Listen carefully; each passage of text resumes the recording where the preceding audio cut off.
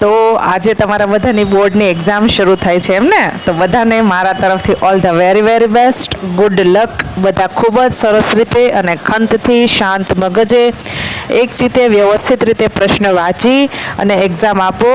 મારા તરફથી તમને ખૂબ સારા આશીર્વાદ કે તમારા બધા જના પેપર ખૂબ જ સરસ જાય. તમે પેપર દેવા જાઓ ત્યારે તમારા મમ્મી પપ્પાના આશીર્વાદ લઈ, ઘરના વડીલોના આશીર્વાદ લઈ, આપણે જે પણ ઈશ્વરને માનતા હોય તેમના પાસે પ્રાર્થના કરવાની કે આપણે જે પણ કાંઈ વાંચ્યું છે, જે પણ કાંઈ ભણ્યા છીએ, માતા સરસ્વતી આપણને યોગ્ય સમયે તે બધું જ યાદ આવી જાય અને શાંત ચિત્તે વ્યવસ્થિત રીતે મિત્રો પ્રશ્ન એક વખત વાંચવાનું, સમજવાનું અને પછી જ લખવાની શરૂઆત કરવાની. કોઈ જ પ્રકારની ઉતાવળ કરવાની નથી.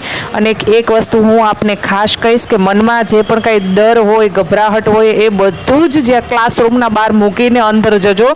કેમકે મિત્રો આ એક્ઝામ આપણા જીવનની છેલ્લી એક્ઝામ નથી, આ શરૂઆતનું પગથિયું છે. એટલે પેપરમાં લખવાનું થોડુંક બાકી રહી જાય કે ખરાબ પેપર જાય તો સહેજ પણ ગભરાવાનું કે ચિંતા કરવાનું નથી.